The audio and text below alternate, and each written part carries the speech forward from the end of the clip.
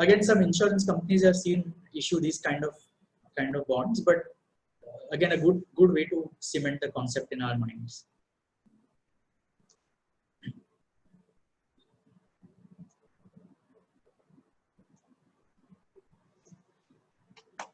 Company ABC issues a bond with a stated maturity and payments of principal linked to an unleveraged inflation index of the currency in which it is issued.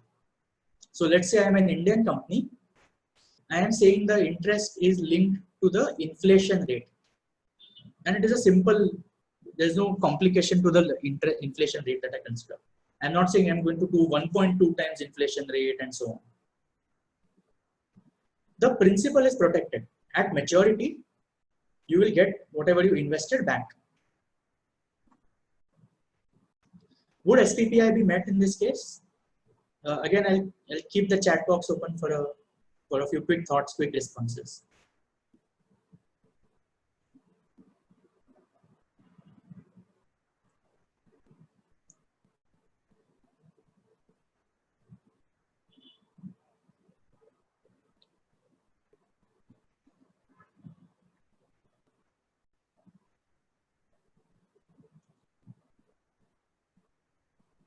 Right.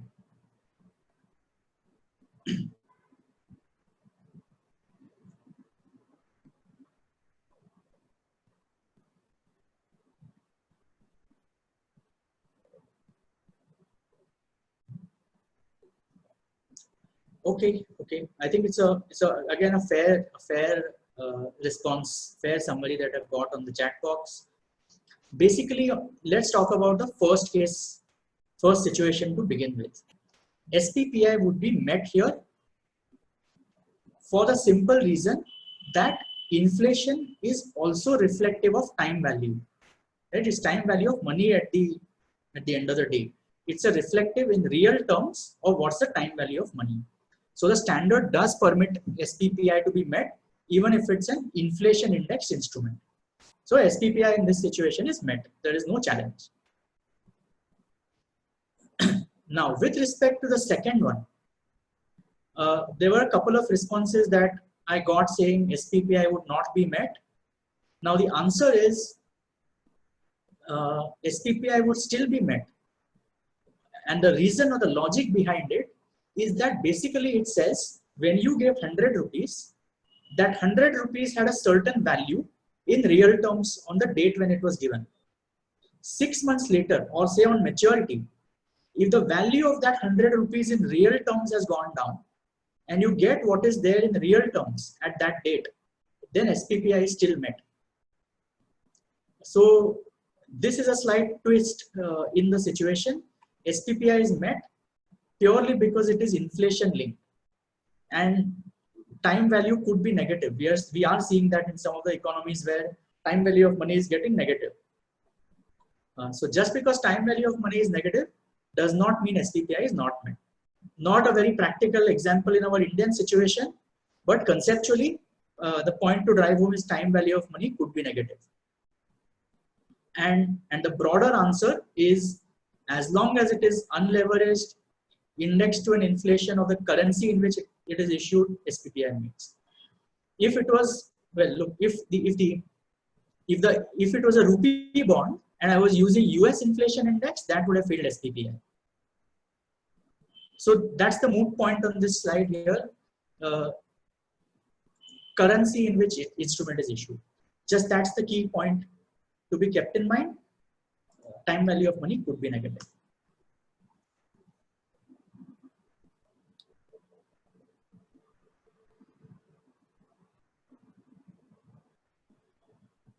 Okay, this one we've covered. I will not take too much time on this one.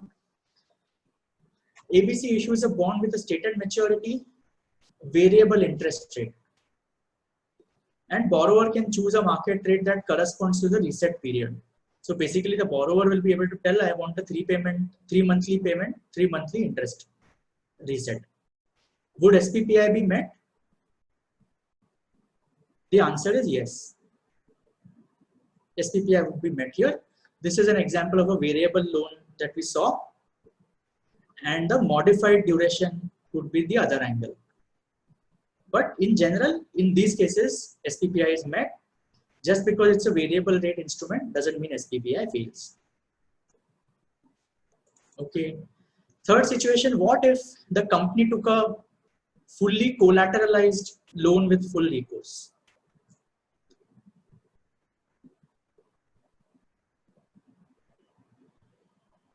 So it's a fully secured loan.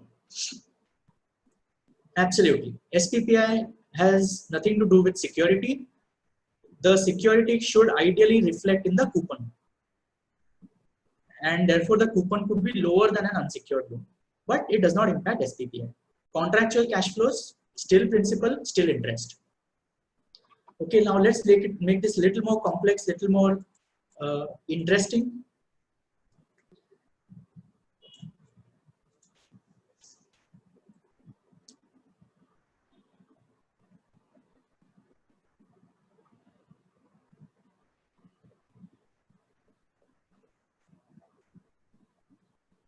Well, I'm talking about NBFC, ABC. It could be bank ABC. It could be anyone. But let's just assume. Let's just look at the terms of this question, of this case study, rather than thinking about there's a regulatory angle involved or not. So, whatever is the regulatory angle is there in this case study itself. It says NBFC ABC issues a fixed rate bond, all of whose contractual cash flows are non-discretionary.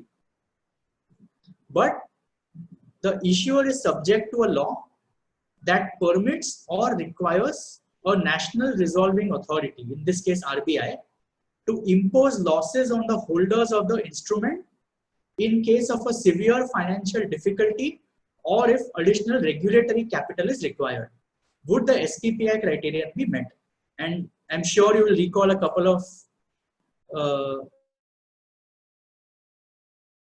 recent news items on this one, where one of the banks' AT1 instrument had to be struck off, or the holders had to bear a loss on that instrument.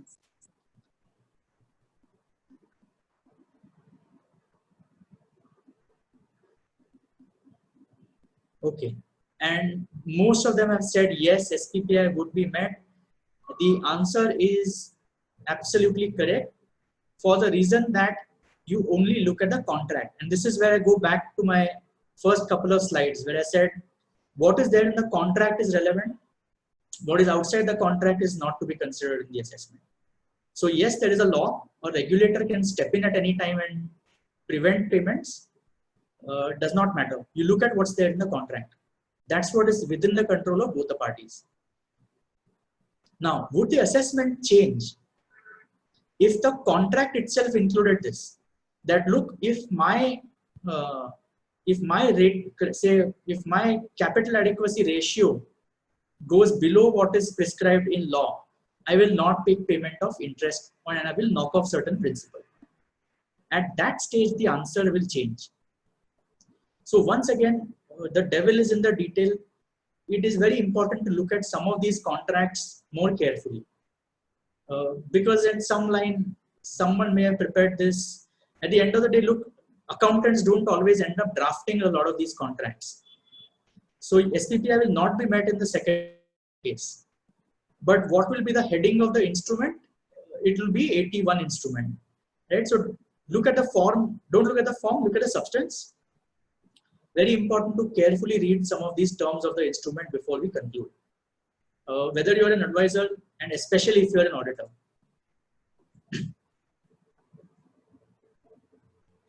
Okay.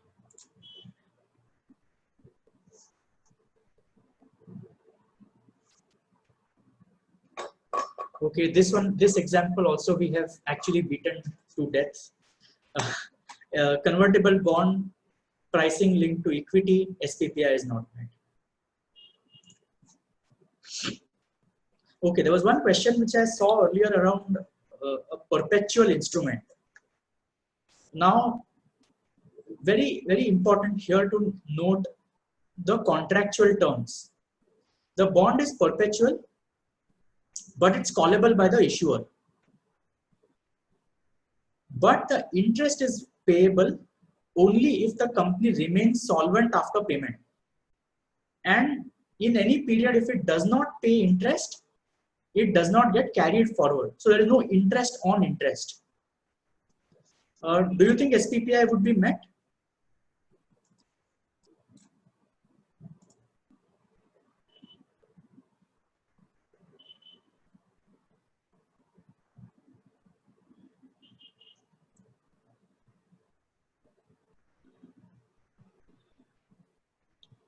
Well, in this case, SPPI would not be met, as it's rightly said in the responses that I'm seeing, because the issuer can defer payments. And who has the right to call the bonds back? The issuer. The investor cannot say, look, here are the bonds, give me my money back. It's not, there's no obligation. So in this case, SPPI is not met. However, if you had a perpetual debenture, plain vanilla perpetual debenture, which pays market coupon rate, SPPI is met. Because the mathematical answer is, if you discount a series of cash flows to perpetuity, you get back to principal. So therefore, in a plain vanilla perpetual instrument, SPPI is met.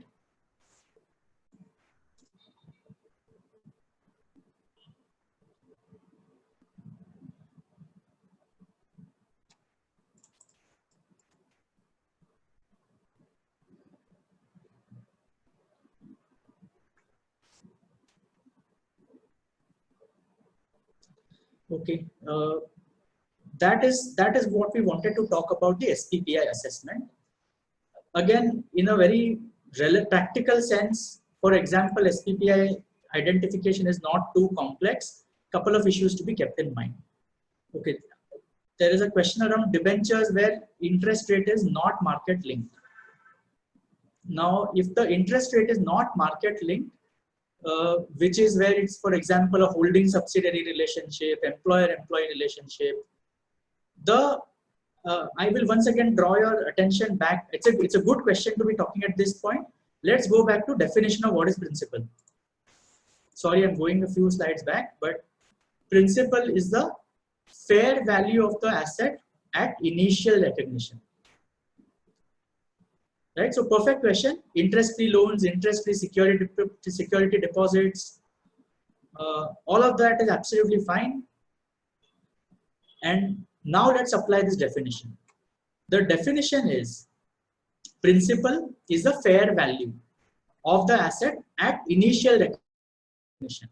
Now, when we account for such interest-free loans, interest-free security deposits, transactions, on day one, my accounting is nothing else but the discounted value of that security deposit, isn't it? Today I place a deposit of 100, repayable after 5 years, no interest in between. When I do the accounting on day one under Ind AS, I discount that 100 rupees to today, which is the fair value. So basically I am saying that for 80 rupees paid today, I will get 100 rupees at the end. It's like a zero coupon bond. Again, it reflects time value of money. Because it reflects time value of money, SPPI is still met. So good question, very relevant question. We have a couple of examples later, but very relevant question at this stage. Okay, with that, I hope SPPI is more or less clear. Principal is fair value on day one.